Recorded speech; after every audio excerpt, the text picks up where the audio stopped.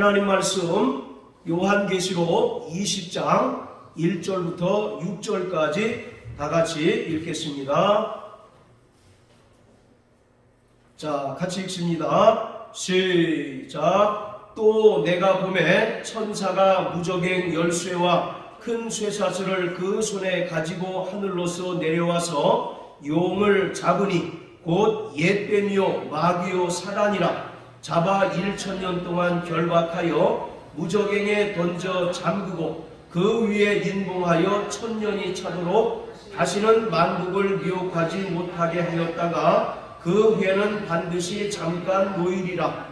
또 내가 보좌들을 보니 거기 앉은 자들이 있어 심판하는 권세를 받았더라. 또 내가 보니 예수의 증거와 하나님의 말씀을 인하여 못배임을 받은 자의 영혼들과 또 짐승과 그의 우상에게 경배하지도 아니하고 이마와 손에 그의 표를 받지도 아니한 자들이 살아서 그리스도로 더불어 1000년 동안 왕노릇하니 그 나머지 죽은 자들은 그 1000년이 차기까지 살지 못하더라. 이는 첫째 부활이라. 이 첫째 부활에 참여하는 자들은 복이 있고 거룩하도다. 둘째 사망이 그들을 다스리는 권세가 없고 도리어 그들이 하나님과 그리스도의 제사장이 되어 1000년 동안 그리스도로 더불어 왕노릇하리라. 아멘. 종말론 중에서 가장 많은 논란이 있는 것이 바로 천년왕국에 관한 부분입니다. 사실 천년왕국이라는 표현은 성경에 나타나 있지 않습니다. 다만 금방 우리가 읽었던 계시록 20장 1절부터 6절에서 말하는 천년이라는 기간을 문자적으로 해석해서 현세와 내세 사이의 과도기적인 중간시대가 예수 그리스도를 중심으로 이루어진다라는 주장입니다. 이는 예수님의 재림으로부터 마지막 부활 사이에 이 땅에 예수 그리스도와 또 구원받은 성도들이 왕노릇을 하는 지상 왕국이 세워진다는 그러한 주장입니다. 즉 최후의 심판이 있기 전에 예수님께서 영광 중에 재림하셔서 마귀의 세력들을 멸하시고 이 땅에 1000년 동안 지상 왕국을 건설하시고 또 통치하신다는 것을 말하고 있습니다. 이러한 메시아적인 지상 왕국은 1000년 동안 지속되게 될 것이고 이 기간 동안에 마귀는 결박당하고 구금당한 채로 존재하게 될 것입니다. 자, 이러한 천년 왕국은 요한계시록 19장 11절부터 20절을 어떻게 해석하느냐에 따라서 여러 가지 주장들로 구분이 됩니다.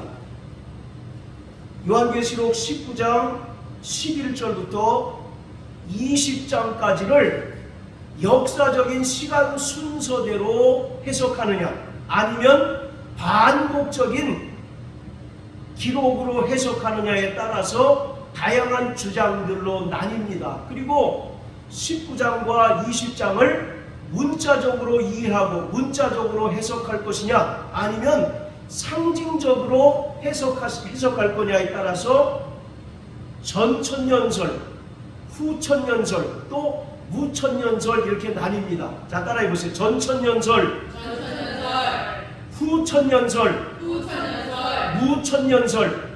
네, 이것을 가장 간단하게 이해하시려면 이 천년왕국을 중심으로 해서 예수님의 재림이 천년왕국 전에 이루어지는 것이 전천년설입니다. 그리고 천년왕국을 중심으로 해서 천년왕국 후에 예수님의 재림이 성취되는 것을 후천년설이라고 이렇게 이야기하고요. 또 이 천년왕국이 어떤 문자적인 천년이 아니라 상징적인 개념으로 이해해서 천년왕국을 설명하는 것을 바로 무천년설이라고 이렇게 이야기합니다.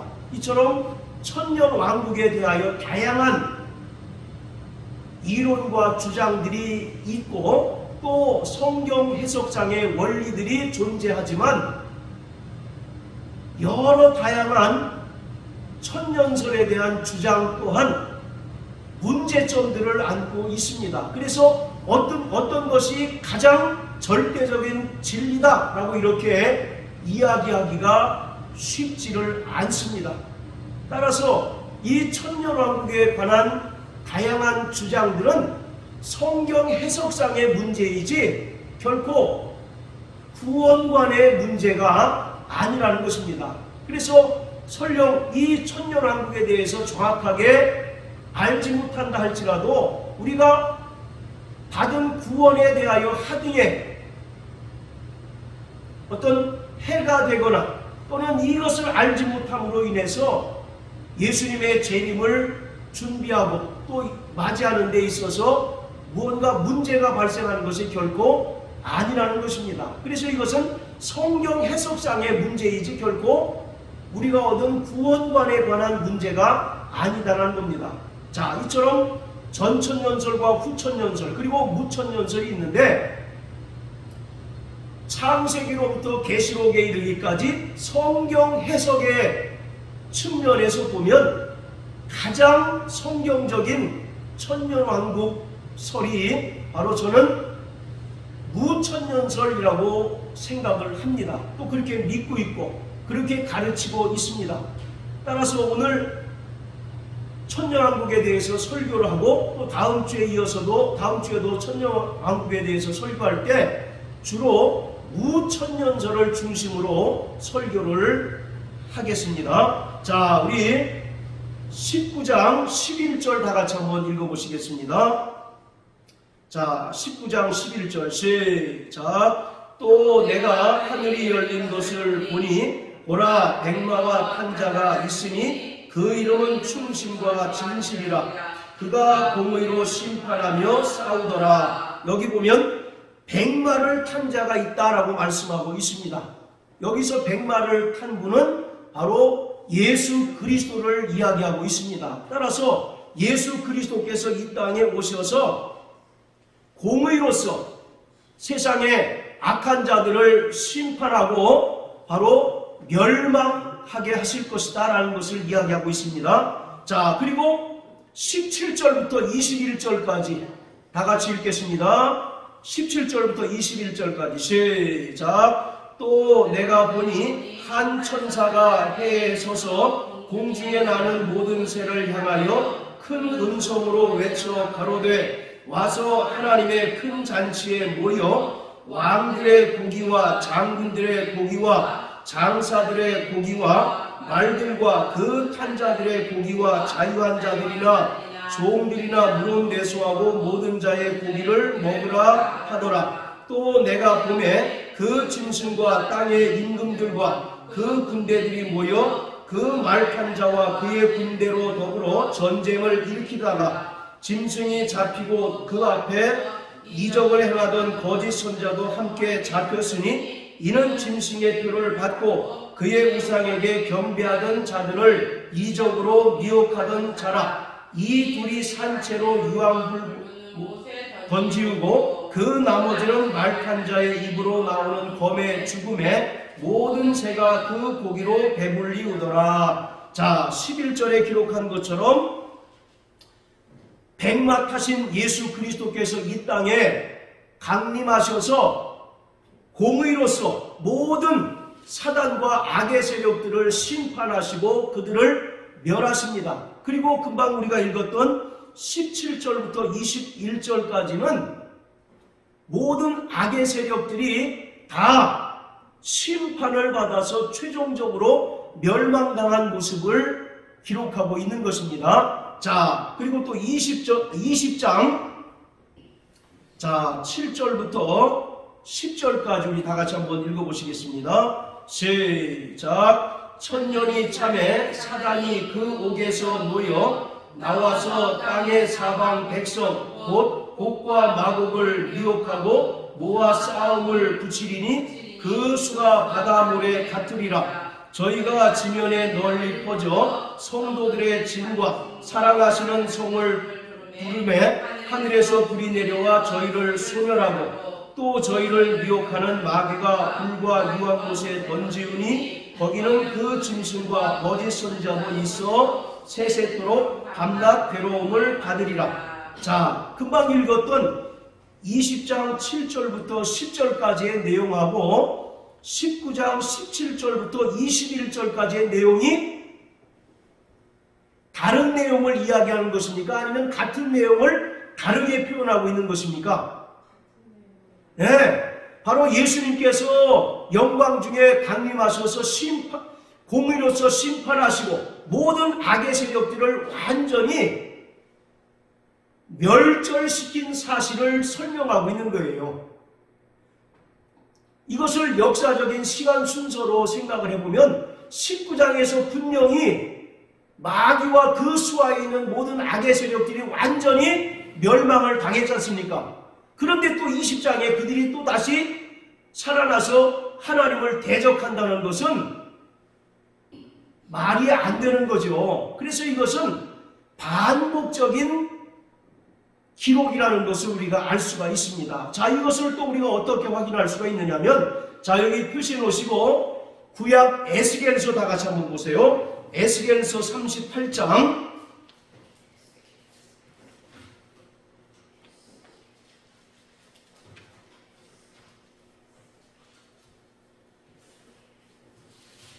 자, 1절부터 3절까지 다 같이 읽겠습니다. 시작. 여호와의 말씀이 내게 임하여 가라사대 인자야 너는 마곡 땅에 있는 곧 로스와 메섹과 두발 왕에게로 얼굴을 향하고 그를 쳐서 예언하여 이르기를 주 여호와의 말씀에 로스와 메섹과 두발 왕 고가 내가 너를 대적하여, 여기 곡과 마곡이 나오죠. 계시록 20장 7절과 8절에 나오는 곡과 마곡을 그대로 설명하고 있는 것입니다. 자, 그리고 38장 22절 23절 다 같이 한번 읽습니다. 에스겔서 38장 22절 23절. 자, 시작. 내가 또 온역과 피로 그를 군문하며 쏟아지는 폭우와 큰 우박덩이와 불과 유황으로 비를 내리듯 하리라. 이와 같이 내가 여러 나라의 눈에 내 존귀함과 내 거룩함을 나타내어 나를 알게 하리니 그들이 나를 여호와인 줄 알리라. 예수님께서 영광 중에 강림하셔서 하나님을 대적하는 세력들인 곡과 마곡을 완전히 심판하시는 내용을 설명하고 있습니다. 자, 그리고 39장 자, 6절 다 같이 한번 읽습니다. 시작. 내가 또 불을 마곡과 및 섬에 평안히 거하는 자에게 내리리니 그들이 나를 여호와인 줄 알리라. 예, 곡과 마곡에 대해서 하나님께서 심판하시고 그들을 멸하신다는 이야기를 기록하고 있습니다. 자, 그리고 17절부터 20절까지 에스겔 39장 17절부터 20절까지.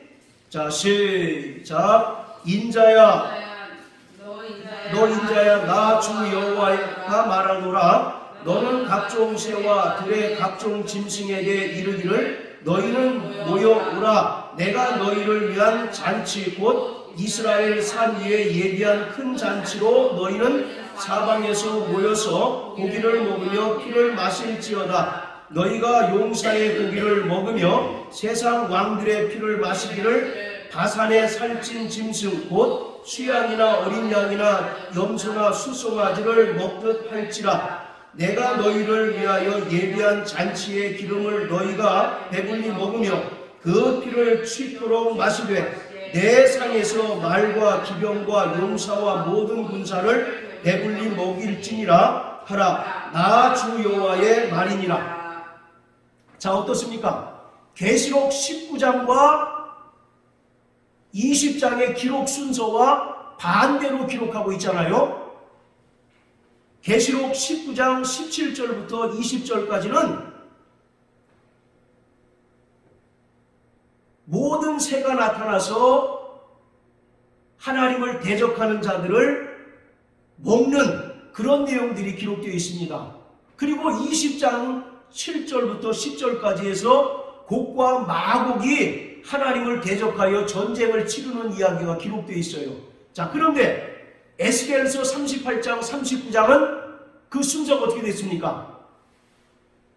반대로 되어 있죠. 38장에 하나님께서 곡과 마곡을 심판하시고 멸하신다는 얘기가 나오고, 금방 우리가 읽었던 39장 17절부터 20절까지 해서 각종 새들과 짐승들이 하나님을 대적하는 자들을 집어삼키는 그런 이야기가 기록되어 있습니다.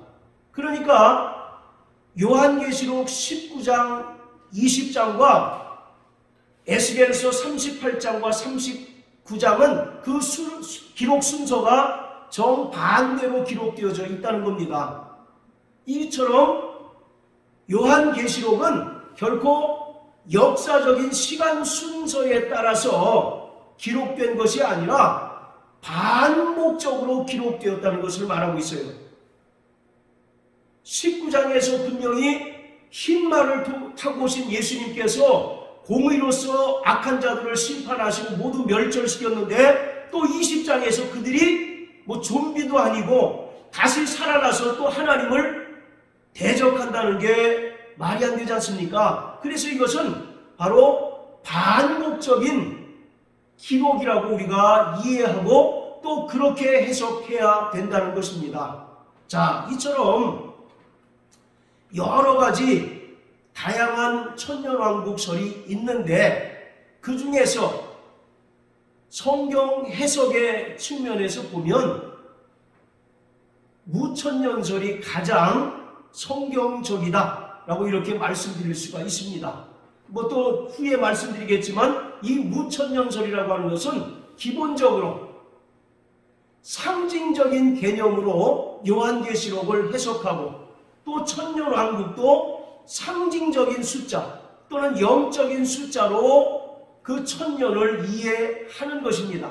그래서 실제로 지상에 이루어지는 천년왕국이 아니라 예수님의 초림부터 재림 때까지의 전 기간을 천년왕국으로 이렇게 해석하는 것이 무천년설의 가장 큰 골자입니다. 자, 그러면 이제 우리가 하나씩 이해해 보도록 하겠습니다. 먼저 후천년설에 대해서 말씀을 드릴 텐데, 지금은 후천년설을 거의 따르는 사람들이 없습니다. 왜냐하면 결론부터 말씀드리면 이 후천년설은 성경적으로도 맞지 않을 뿐만 아니라 현재 우리가 처해 있는 상황과도 도무지 맞지 않는 그런 부분들이 많아서 더 이상 후천년설을 주장하는 사람들이 그렇게 많지는 않습니다.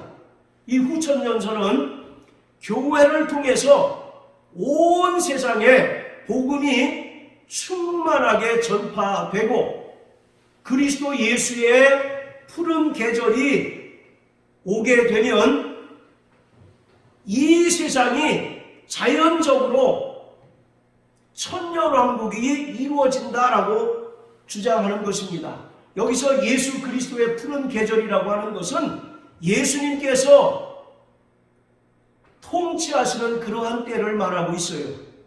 그래서 이 세상에 교회의 세력이 왕성하고 또 교회를 통해서 예수님의 통치가 이루어져서 평화가 널리 퍼지고 악의 세력들이 추방됨으로써 복음이 완전히 효력을 발휘하게 될 때, 그때 주님께서 영광 중에 강림하신다는 것입니다. 이것이 바로 후천년설의 바로 골자예요. 즉 성공적으로 교회를 통해서 복음 전파가 모든 민족과 세상에 전파가 되고, 또 성령의 역사를 통해서 이 세상에 모든 악이 사라지고 또 악한 세력들이 추방되고 평화의 시대가 도래하게 되면 이 세상이 자연적으로 천년 왕국으로 전환이 된다는 것입니다. 그리고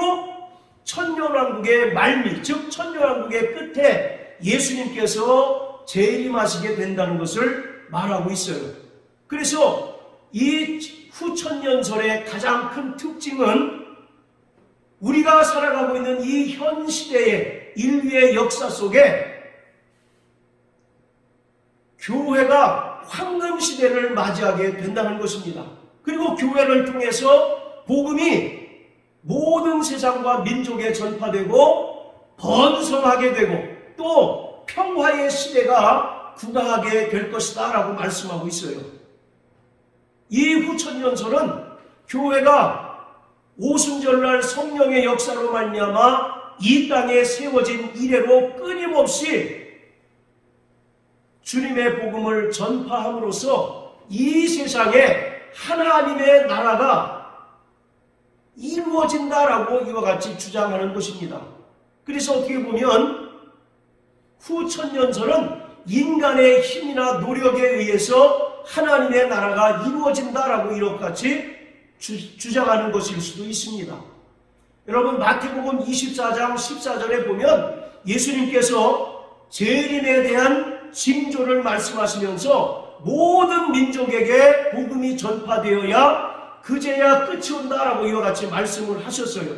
그래서 지난주에도 말씀드렸던 것처럼 우리가 재림이 임박했다는 사실을 알 수 있는 5가지 증거에 대해서, 징조에 대해서 말씀을 드렸는데 그 중에 하나가 모든 민족에게 복음이 전파되는 겁니다. 그런데 이 후천년설을 주장하는 사람들은 우리가 부지런히 열심히 모든 세계에 복음을 전파해서 이 땅에 하루속히 하나님의 나라를 세우자, 그리고 예수님의 재림을 앞당기자라고 이와 같이 주장을 하는 것입니다. 그런데 우리는 분명히 알아야 할 것은 예수님의 재림과 하나님의 나라가 이 땅에 임하는 것은 인간의 노력 여하에 따라서 늘어나거나 줄어드는 것이 결코 아니고 창세 전에 하나님께서 그리스도 예수 안에서 작정하신 그 경륜을 따라서 이루어지는 것임을 우리가 분명히 알아야 합니다. 할렐루야.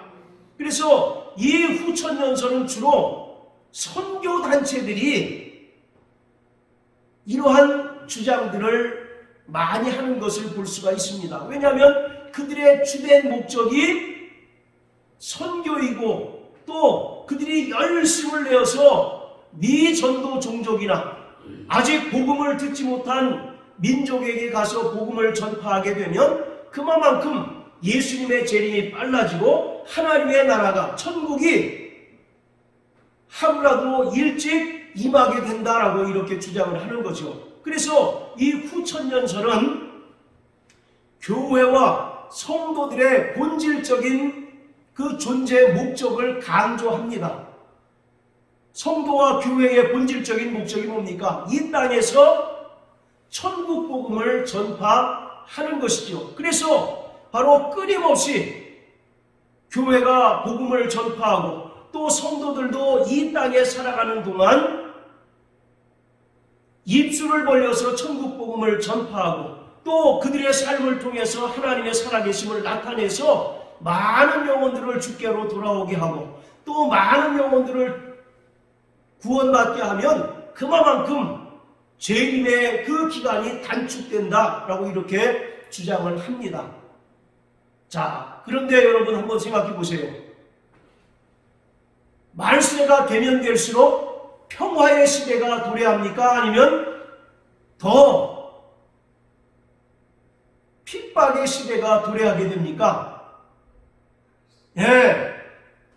후천년설은 이러한 이 세상에 존재하는 악한 세력들에 대하여 간과하는 것이 가장 큰 약점이에요.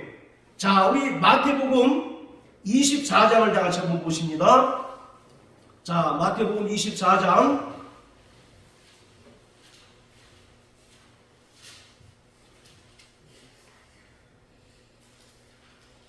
자, 4절부터 우리 14절까지 우리 김 집사님 좀 빨리 한번 읽어주십시오. 마태복음 24장 4절부터 14절까지.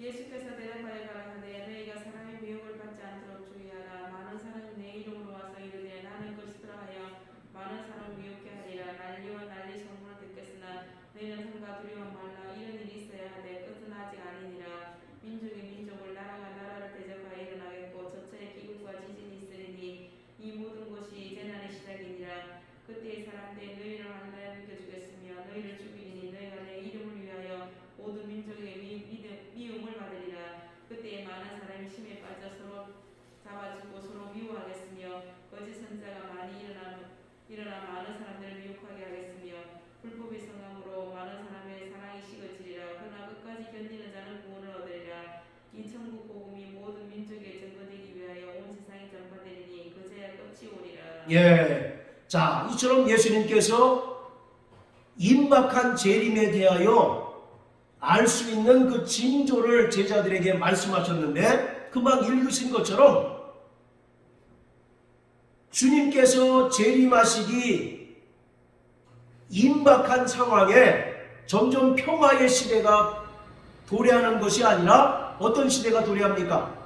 악이 성하고 또 세상에 난리와 난리의 소문이 나고 민족이 민족을 또 나라가 나라를 서로 대적하여 전쟁을 벌어지는 일들이 있고 또 예수를 믿는 자들이 많은 핍박과 또 박해 속에서 살 것임을 예수님께서 분명하게 말씀하고 있어요. 후천년설을 주장하는 사람들은 바로 주님께서 재림하실 때가 임박하게 되면 교회가 왕성하게 힘을 얻어서 또 교회를 통해서 온 세상에 복음이 전파되고 그리고 온 세상에 평화의 시대가 도래하고 또 악이 추방된다라고 이렇게 이야기하고 있습니다. 그런데 예수님께서는 정반대의 상황을 말씀하고 계세요. 오히려 세상의 종말이 임박하면 임박할수록 난리가 나고 또 처처의 기근과 지진과 전쟁이 있을 뿐만 아니라 예수를 믿는 자들에 대한 핍박과 박해가 점점점 더 그 강도가 심해지게 될 것이다 라고 이와 같이 분명히 예수님께서 말씀하고 있습니다. 이처럼 후천년설은 지극히 낙관주의적입니다. 교회가 힘을 얻어서 교회를 통해서 이 땅에 평화가 이루어지고 또 복음이 왕성한 능력을 발휘하게 될 때 비로소 천년왕국이 이루어지고 그리고 예수님께서 오신다고 말씀하고 있는데 지금 예수님께서는 정반대의 상황이 벌어질 것에 대해서 분명히 말씀하고 있어요. 그런가 하면 데살로니가 후서 2장에 뭐라고 얘기합니까? 예수님께서 오시기 전에 어떤 일이 먼저 일어나야 된다고 말씀합니까? 배도하는 자들이 먼저 일어나야 되겠다라고 말씀하고 있어요. 그러니까 이 후천년설의 주장은 성경적으로도 맞지 않을 뿐만 아니라 현재 우리가 살아가고 있는 이 말세의 상황과도 정반대의 주장을 하고 있기 때문에 이것은 오늘날 많은 사람들이 이것을 따르지 않습니다. 그래서 더 이상 이 후천년설에 대해서 주장하는 사람들이 그리 많지 않은 그런 상황입니다. 이것이 바로 이제 후천년설이고요. 또 전천년설은 말 그대로 천년왕국 전에 예수님께서 영광 중에 재림하셔서 이 땅에 천년 동안 지상 왕국을 통치하시고 그 후에 요한계시록 21장에 기록하고 있는 새하늘과 새 땅을 세우신다라고 주장하는 것입니다. 천년왕국 전에 예수님께서 영광 중에 재림하셔서 마귀를 결박합니다.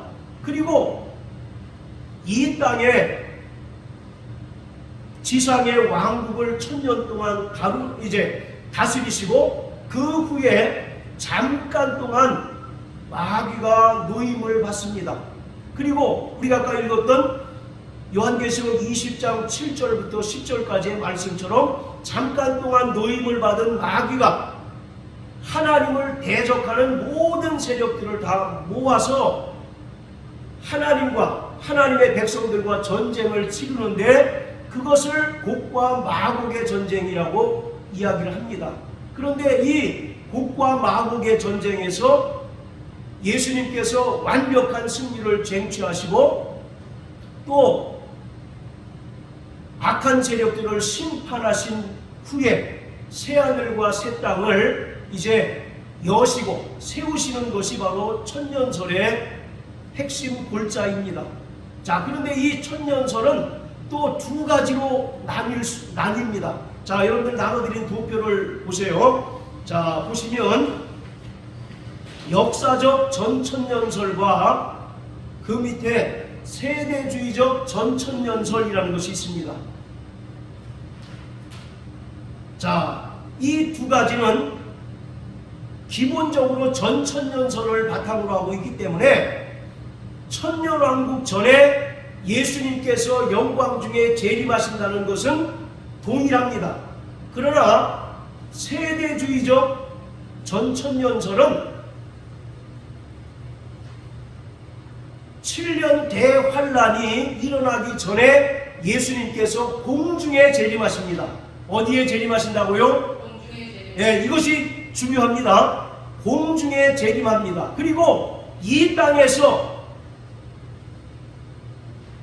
구원받은 성도들이 공중으로 소위 말하는 휴거를 당해서 공중에서 영광 중에 주님을 뵙는다고 이야기를 합니다. 그리고 이 땅에는 전무후무한 7년 대환란이 시작이 되고요. 그리고 공중에서 주님을 맞이한 성도들은 예수 그리스도와 더불어 어린 양의 혼인잔치를 벌이게 됩니다. 그러는 동안 이 땅에는 전무후무한 7년 대환란이 벌어지게 되고 이때 적그리스도가 나타나서 이스라엘을 핍박하고 박해하게 됩니다. 자, 우리 데살로니가후서 2장을 다 같이 한번 보십니다. 데살로니가후서 2장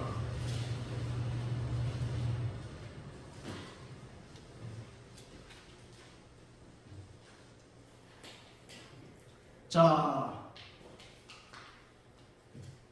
4절부터 우리 8절까지만 읽어봅니다. 시작. 저는 대적하는 자라 범사에 일컫는 하나님이나 숭배함을 받는 자 위에 뛰어나 자존하여 하나님 성전에 앉아 자기를 보여 하나님이라 하느니라.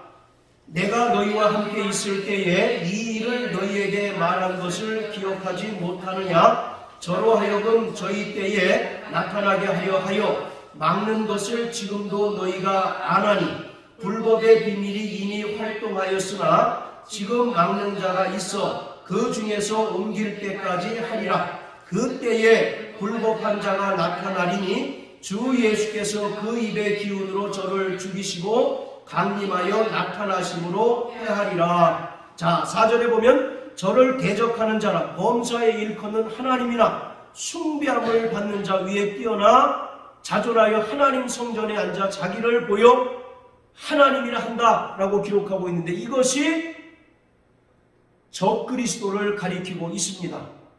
그래서 전천년설에 의하면 적그리스도가 7년 대환란에 나타나서 이스라엘을 핍박하고 이스라엘을 박해합니다. 그리고 7년 대환란을 전 3년 반 또 후 3년 반 이렇게 나눠서 전 3년 반 동안은 적그리스도가 이스라엘과 협약을 맺어서 제3성전을 짓도록 허락합니다. 그리고 후 3년반이 되면 이제는 하나님의 성전에 올라서 자칭 하나님이라고 하여서 자신을 숭배하고 경배하도록 한다는 겁니다. 그때 숭배하지 않는 자들을 철저하게 박해하는데 그 대상이 바로 이스라엘이라는 것입니다. 자, 따라서 이 7년 대환란 동안에 견디고 구원받을 수 있는 자는 이스라엘의 남은 자, 곧 계시록 7장에 기록하고 있는 이스라엘의 인맞은 14만 4천이라는 것입니다. 우리는 이스라엘의 인맞은 14만 4천이 유대인과 이방인을 포함한 모든 구원받은 성도들의 무리, 곧 교회라고 이해하지만 전천년설을 주장하는 사람, 특히 세대주의적 전천년설을 주장하는 사람들은 이 14만 4천을 7년 대환란을 끝까지 견디고 구원받은 이스라엘이라고 이야기를 합니다. 그리고 이들이 7년 대환란이 끝나게 되면 다시 악의 세력들이 등장해서 7년 대환란 동안에 구원받은 주로 이스라엘 사람들을 향해서 전쟁을 선포하고 전쟁을 벌이게 되는데 그것이 계시록 16장에 나오는 아마겟돈 전쟁입니다. 자, 우리 계시록 16장 한번 다 같이 보세요. 하나하나 이해하기보다 전체적인 맥락, 줄거리를 이해하라고 제가 이 도표를 드렸습니다. 자, 계시록 16장. 자, 13절부터 우리 16절까지 다 같이 읽겠습니다. 시작. 또 내가 보매 개구리 같은 새 더러운 영이 용의 입과 짐승의 입과 거짓 선자의 입에서 나오나 저희는 귀신의 영이라 이적을 행하여 온 천하 임금들에게 가서 하나님 곧 전능하신 이의 큰 날의 전쟁을 위하여 그들을 모으더라. 오라, 내가 도적같이 오리니 누구든지 깨어 자기 옷을 지켜 벌거벗고 다니지 아니하며 자기의 부끄러움을 보이지 아니하는 자가 복이 있도다. 새 영이 히브리 음으로 아마겟돈이라는 곳으로 왕들을 모으더라. 바로 이 아마겟돈 전쟁을 7년 대환란 동안 전무후무한 박해에도 불구하고 끝까지 구원을 받고 끝까지 믿음을 지킨 주로 이스라엘 백성들을 향해서 핍박하고 박해하는 그러한 전쟁이 또 그들의 믿음을 시험하는 전쟁이 아마겟돈 전쟁이다 라고 이렇게 이야기를 합니다. 그런데 공중에서 7년 동안 어린 양의 혼인잔치를 벌이던 예수님과 구원받은 성도들이 이 땅에 지상 재림하는 것입니다. 자, 따라하세요. 지상 재림. 아까는 공중 재림이라고 말씀드렸어요. 이번에는 천년왕국을 이루기 위해서 지상에 재림합니다. 그러면서 악의 세력들을 모두 심판하고 멸망시킵니다. 그래서 이 천년왕국이 이루어지는데 천년왕국은 말 그대로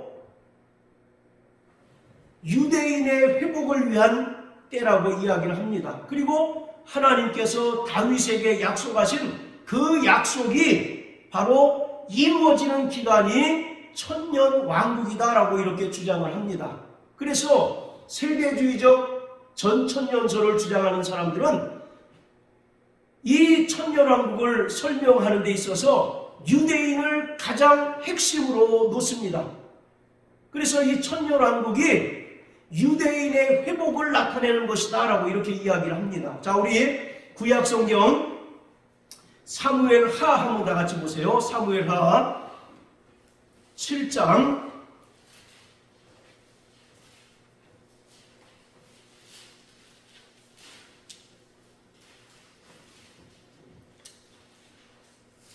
자, 12절부터 17절까지 우리 사모님 한번 읽어주십시오. 사무엘하 7장 12절부터 17절까지. 네 수많은 천사들이 조상들과 함께 잘 때에 내가 내 몸에서 날 자식을 내 뒤에 세워 그 나라를 경복케 하리라.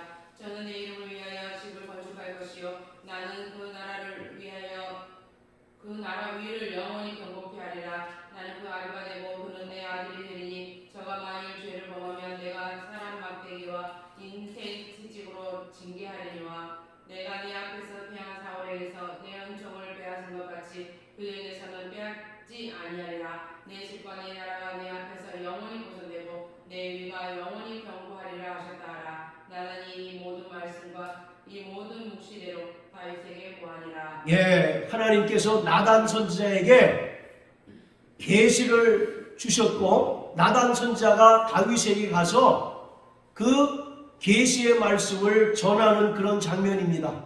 그때 하나님께서 다윗에게 약속하시기를 내가 하나님께 순종하면 16절 말씀 보십시오. 내 집과 내 나라가 내 앞에서 영원히 보존되고 내 위가 영원히 견고하리라 이렇게 말씀하십니다. 그리고 17절에 이 모든 묵시대로 다윗에게 고하였다라고 말씀하고 있어요.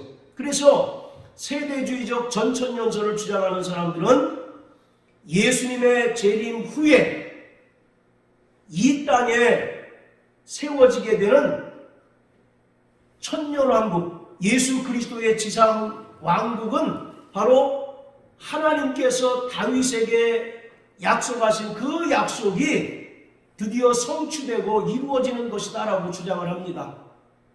그동안 하나님의 백성이었던 이스라엘이 수천 년 동안 이방 민족들의 침입을 통해서 전 세계에 흩어져서 나라 없는 백성으로 고통 중에 있고 또 박해를 받았었는데 이제 마지막 때가 되어서 하나님께서 그들을 향해서 다윗에게 약속하신 그 언약이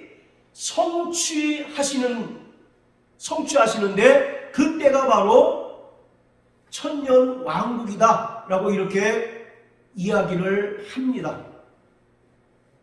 자, 이처럼 천년 동안 지상에서 왕국이 이제 세워지고 또 예수 그리스도와 더불어 구원받은 성도들 그들이 왕 노릇하며 제사장 노릇하게 됩니다. 그리고 이제 드디어 천년왕국이 끝나게 되면 불신자들이 이제 부활을 하게 되는 거죠.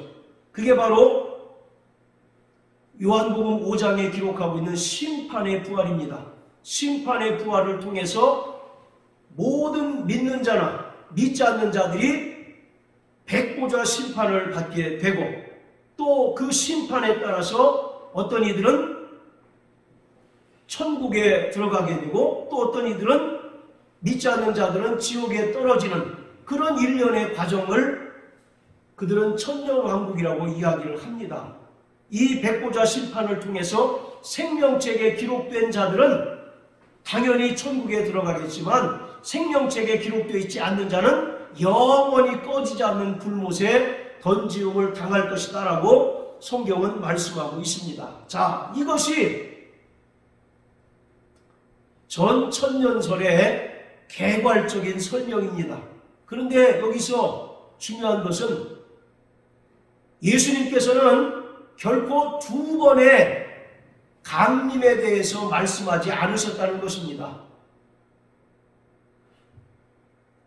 세대주의적 전천년설은 7년 대환란이 벌어지기 전에 주님께서 공중에 재림하신다라고 말씀합니다. 그리고 이 땅에서 구원받은 성도들이 소위 말하는 휴거를 당해서 공중에서 주님을 맞이하게 되고 그곳에서 7년 동안 어린 양의 혼인잔치를 벌이게 되고 그리고 이 땅에서는 전무후무한 7년 대환란이 일어나는데 그 7년 대환란도 전 3년 반 또 후 3년 반 이렇게 나눠서 전 3년 반은 적그리스도가 이스라엘 사람들에게 우호적이어서 성전을 짓게 하는데 그러나 이제 후 3년반이 되면 극심한 박해로 이스라엘을 핍박하고 성전 위에 올라서 자신을 하나님으로 숭배하도록 강요한다는 것입니다.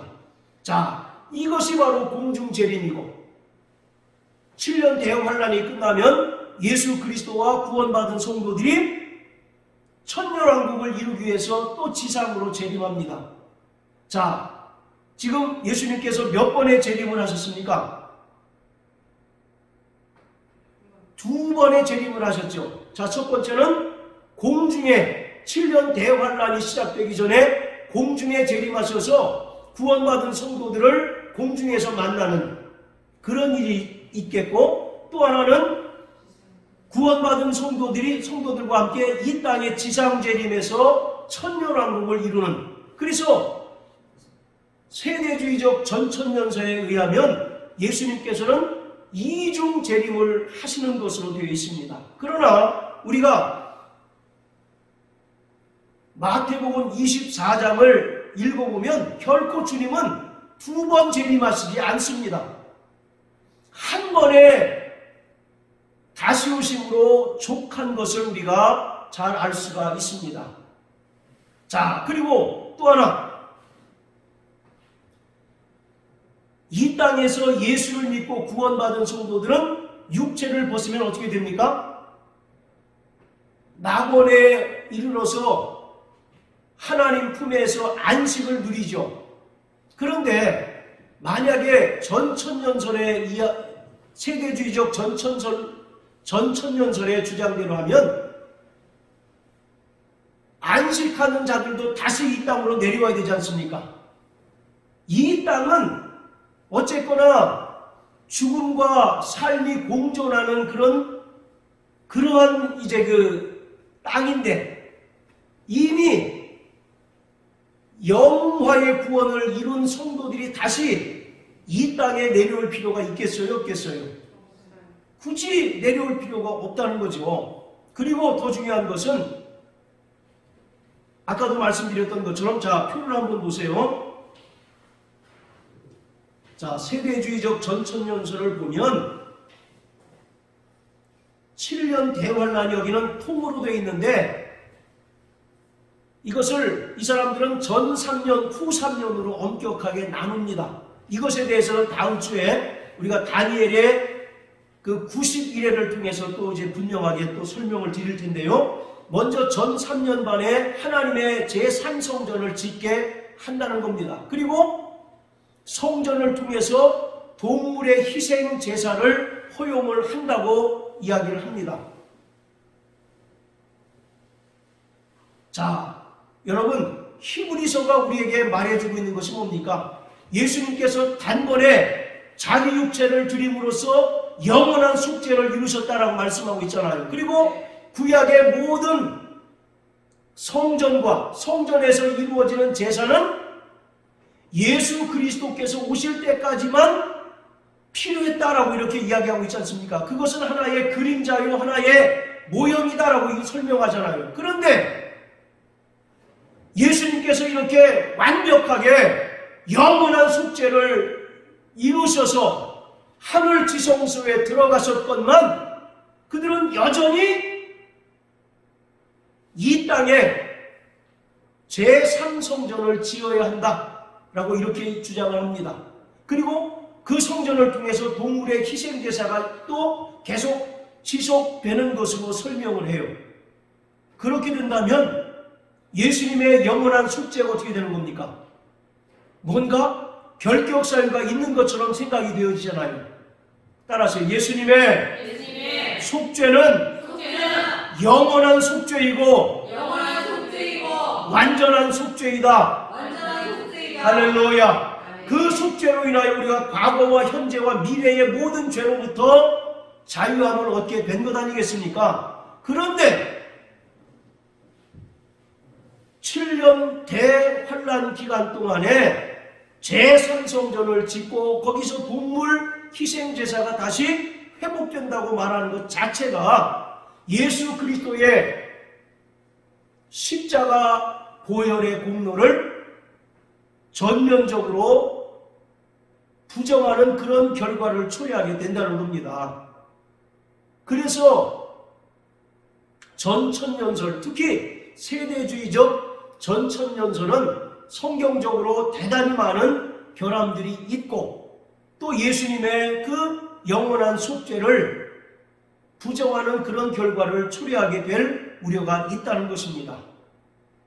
자, 그리고 마지막으로 무천년설에 대해서 이제 말씀을 드릴 텐데요. 무천년설은 없을 무자를 씁니다. 그래서 천년왕국을 인정하지 않는다라고 이렇게 인식하기 쉽지만 천년왕국을 부정하는 것이 아니라 이 천년이라고 하는 기간을 문자적으로 보지 말자는 겁니다.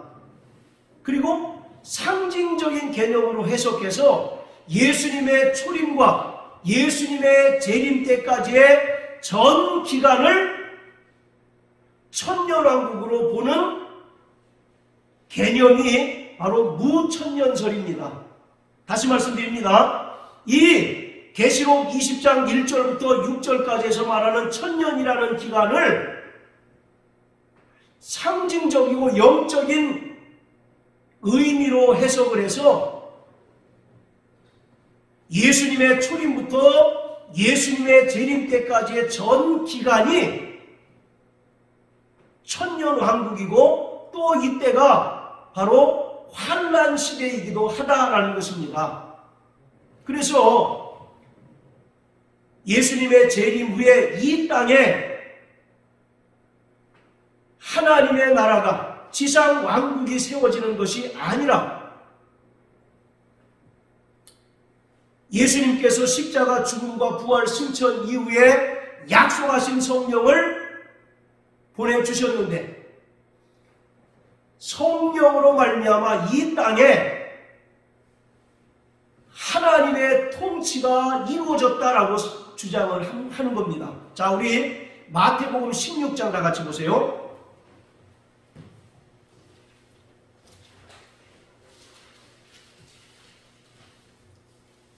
자, 마태복음 16장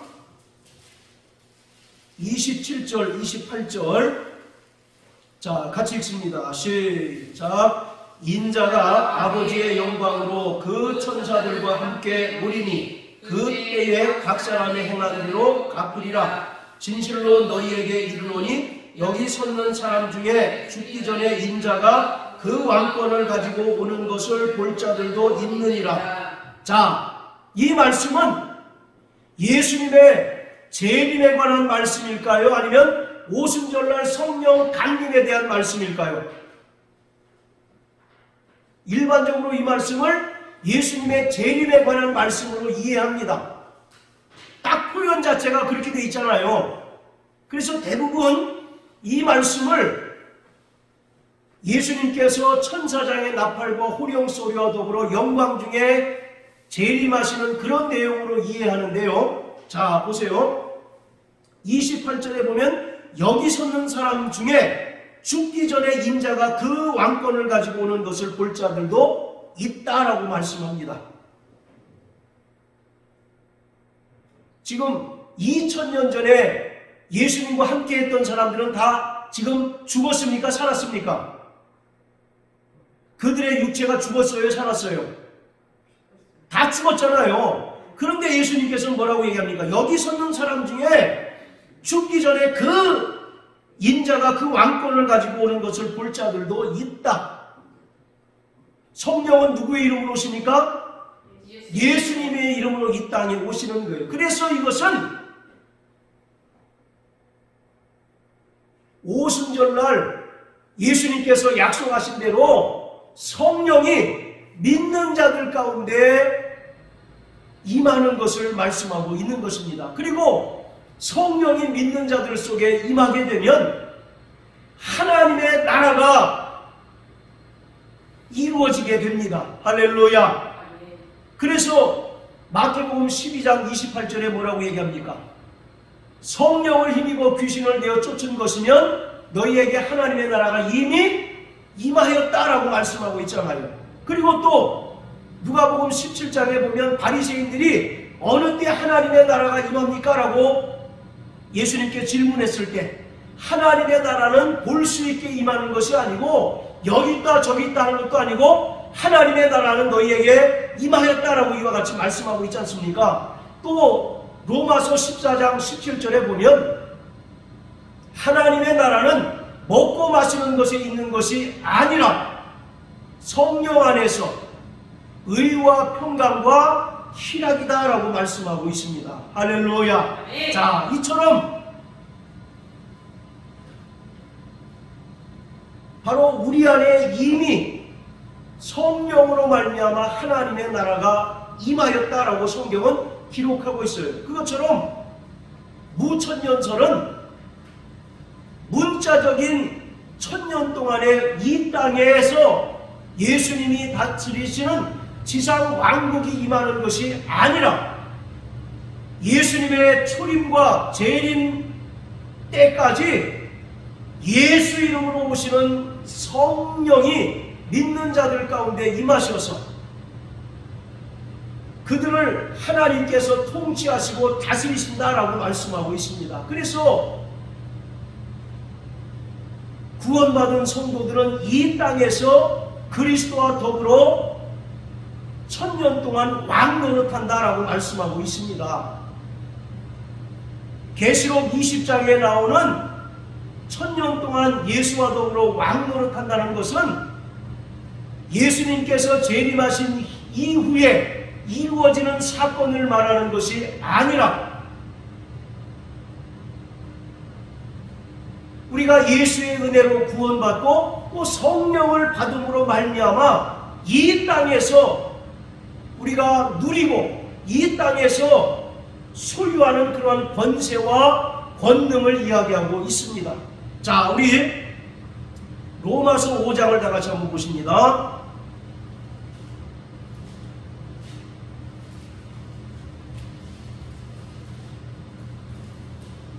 자, 로마서 5장 17절입니다.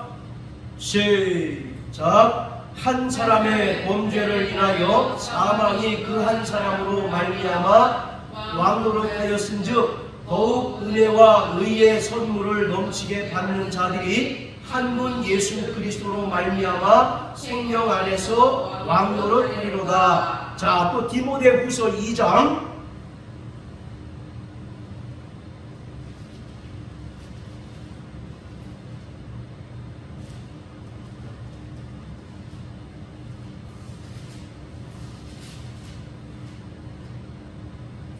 11절 12절입니다. 시작. 믿보다 임하려 우리가 주와 함께 죽었으면 또한 함께 살 것이요 참으면 또한 함께 왕노릇할 것이요 우리가 주를 부인하면 주도 우리를 부인하실 것이라. 우리가 주와 함께 죽었으면 또한 함께 살 것이요 참으면 또한 함께 왕노할 것이다 라고 말씀하고 있습니다. 자, 이처럼 계시록 20장에서 말하고 있는 천년 동안 왕노릇하는 것은 예수님의 재림 후에 이 땅에 천년왕국이 세워지게 되면 그때 왕노릇하는 것이 아니라 구원받은 성도들이 이 땅을 살아가는 동안 그리스도와 더불어 왕노릇하는 것을 말씀하고 있습니다. 그리고 계시록 20장에서 말하는 첫째 부활은 이미 우리가 죄인이었으나 하나님의 은혜로 말미암아 구원받고 거듭난 것을 성경은 첫째 부활이라고 이렇게 이야기하고 있습니다. 자, 우리 에베소서 2장을 다 같이 한번 보세요. 에베소 2장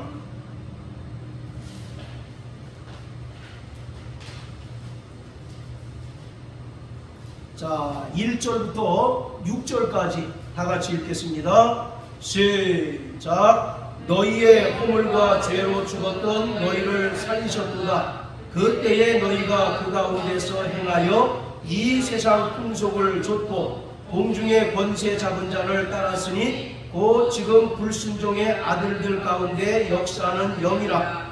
전에는 우리도 다 그 가운데서 우리 육체의 욕심을 따라 지내며 육체와 마음에 원하는 것을 하여 다른 이들과 같이 본질상 진노의 자녀이었더니 긍휼에 풍성하신 하나님이 우리를 사랑하신 그 큰 사랑을 인하여 허물로 죽은 우리를 그리스도와 함께 살리셨고 너희가 은혜로 구원을 얻은 것이라 또 함께 일으키사 그리스도 예수 안에서 함께 하늘에 앉히시니. 자 1절 보세요.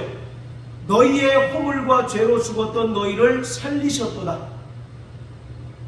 이것이 바로 첫째 부활을 말하고 있습니다. 우리는 이미 그 죄로 인하여 어떻게 되었다고 말씀하고 있습니까? 허물과 죄로 인하여 이미 죽었던 자들인데 하나님께서 우리를 살리셨다라고 말씀하고 있어요. 이게 부활 아니고 뭐겠습니까? 자, 그리고 5절도 한번 보세요. 허물로 죽은 우리를 그리스도와 함께 살리셨고, 그리스도와 함께 살리셨다는 것이 바로 부활을 이야기하고 있습니다. 그리고 6절도 보세요. 또 함께 일으키사.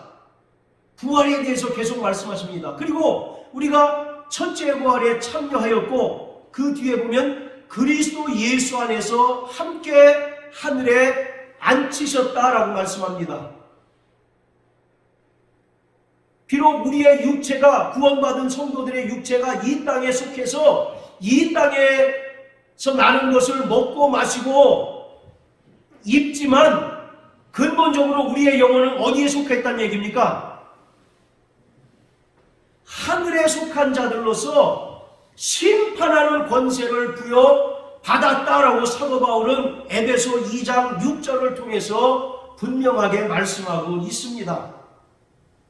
그렇기 때문에 우리는 성경에 천년왕국이라는 표현이 나오지 않기 때문에 굳이 천년왕국이라는 표현을 쓰지 않더라도 예수님의 초림과 재림 때까지의 그 전 기간이 바로 천년왕국이라는 사실을 분명히 알 수가 있는 것이에요. 그리고 우리가 과거에 죄인으로서 죄와 허물로 죽었던 자들인데 하나님께서 그 은혜로 말미암아 우리를 살리셨습니다. 구원해 주셨어요. 바로 이것이 첫째 부활입니다.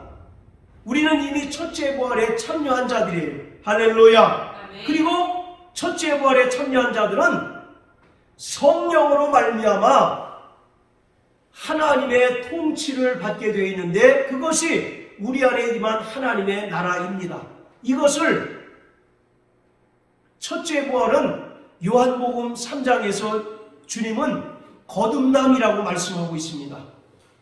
자, 거듭나셨으면 아멘 하세요. 네, 예수님께서 말씀하잖아요. 물과 피로, 물과 성령으로 거듭나지 않고서는 결단코 하나님 나라 볼 수 없고 하나님 나라에 들어갈 수 없다라고 말씀하고 있는데 바로 이 거듭남이라고 하는 것이 성경에서 말하는 첫째 부활인 것입니다.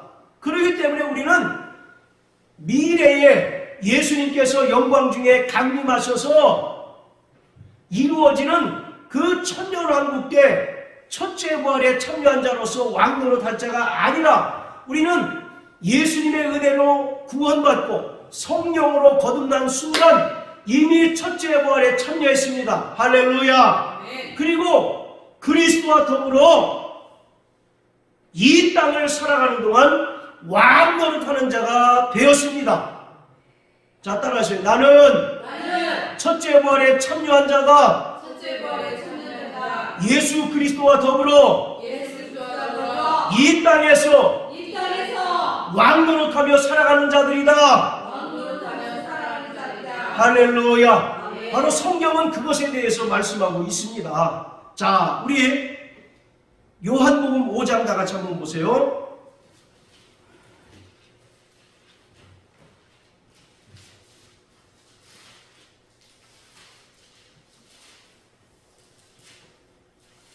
자, 25절부터 29절까지 시작. 진실로 진실로 너희에게 이르노니 죽은 자들이 하나님의 아들의 음성을 들을 때가 오나니 곧 이때라. 듣는 자는 살아나리라. 아버지께서 자기 속에 생명이 있음 같이 아들에게도 생명을 주어 그 속에 있게 하겠고 또 인자됨을 인하여 심판하는 권세를 주셨느니라. 이를 기여기지 말라. 무덤 속에 있는 자가 다 그의 음성을 들을 때가 오나니 선한 일을 행한 자는 생명의 부활로 악한 일을 행한 자는 심판의 부활로 나오리라. 이 구절에 두 가지 부활이 함께 담겨져 있습니다. 자, 25절부터 26절은 첫째 부활에 대해서 예수님께서 말씀하고 있습니다.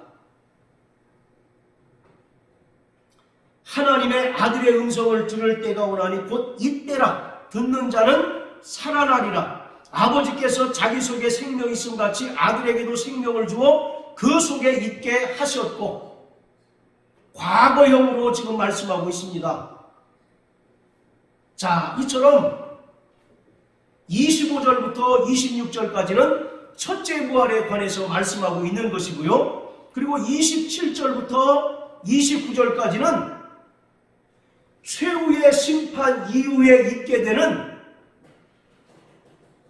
둘째 부활에 대해서 설명하고 있습니다. 이 둘째 부활은 구원받은 성도들이나 불신자들이 모두 참여하게 되어 있습니다. 그래서 구원받은 성도들은 생명의 부활로 나오고 또 하나님을 대적하고 믿지 않는 자들은 심판의 부활로 나오게 되어 있습니다. 이처럼 예수님께서는 두 가지 부활에 대해서 말씀하고 있다는 겁니다. 자, 이것이 또 11장에도 그대로 나와 있습니다. 자, 11장 한번 다 같이 보십니다. 자, 11장 23절부터 26절까지 다 같이 읽습니다. 시작. 예수께서 가라사대 내 오라비가 다시 살리라. 마르다가 가로되 마지막 날 부활에는 다시 살 줄을 내가 아나니. 예수께서 가라사대 나는 부활이요 생명이니 나를 믿는 자는 죽어도 살겠고 무릇 살아서 나를 믿는 자는 영원히 죽지 아니하리니 이것을 내가 믿느냐. 지금 됐습니다. 예수님께서 마르다의 부활 신앙을 교정시켜주고 있습니다. 당시에 마르다뿐만 아니라 유대인들은 마지막 날 부활만을 믿고 있어요. 즉 그들이 기대하는 메시아가 오면 죽은 자들이 살아나게 되는 것을 믿는 자들이었습니다. 그렇죠? 그런데 예수님은 뭐라고 말씀하십니까? 25절에 보면 25절 26절에 보면 나를 믿는 자는 죽어도 살겠고 할렐루야. 바로 이것이 요한복음 5장 아까 설명드린 첫째 부활이고요. 그리고 26절에 무릇 살아서 나를 믿는 자는 영원히 죽지 않는다. 바로 이것이 둘째 부활에 대해서 말하고 있습니다. 그렇기 때문에 요한계시록 20장을 우리는 문자적으로 해석하기보다는 상징적인 개념으로 해석해서 이 천년이라고 하는 기간이 예수님의 재림 이후에 이 땅에 임하는 지상 왕국이 아니라 예수님의 초림부터 재림 때까지 성령에 의하여 통치받는 그러한 시기를 가리킨다라고 말하는 것입니다. 뿐만 아니라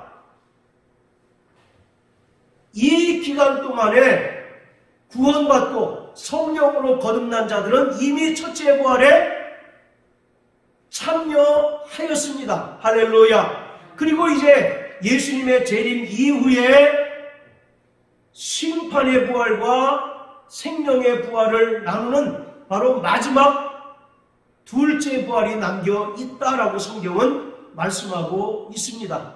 사랑하는 성도 여러분, 오늘 우리는 예수의 은혜로 말미암아 구원받고 성령으로 거듭난 자는 첫째 부활에 참여한 자입니다. 할렐루야.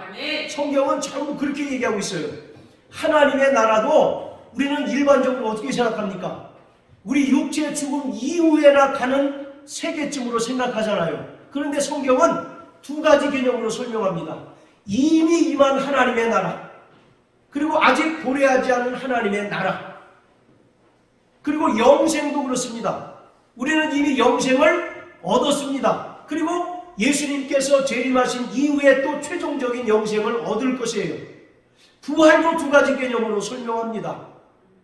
이미 구원받고 거듭난 자는 첫째 부활에 참여했고 이제 예수님의 재림 이후에 둘째 부활에 참여하게 될 것이에요.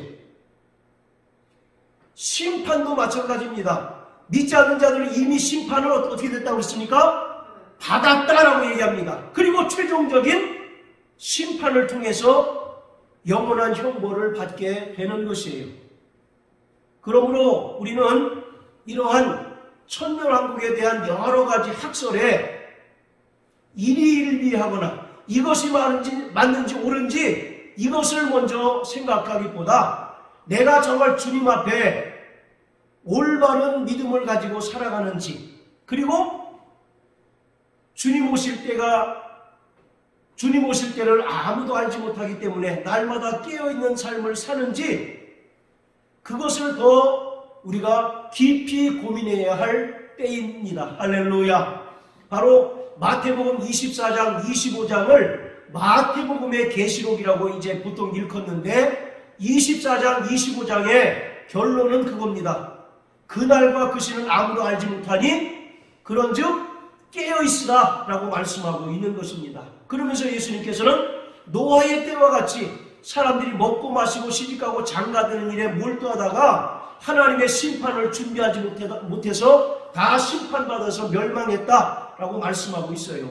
결코 이 천년왕국에 대해서는 우리가 지식을 자랑하듯 남 앞에서 떠벌리거나 자랑하기 위한 것이 아니라 하나님의 창세전의 계획이 어떤 식으로 흘러가는지를 아는 것으로 충분합니다. 그리고 더 중요한 것은 말씀드린 것처럼 내가 지금 진리 위에 굳건히 서서 올바른 믿음으로 살아가고 있는지, 그리고 그날과 그 시는 아무도 알지 못하기 때문에 날마다 깨어있는 삶을 살아가고 있는지, 이것을 먼저 깊이 고민하고 깊이 생각하고 정말 주님께서 기뻐하시는 삶을 살아가는 자들이 되어야 합니다. 할렐루야.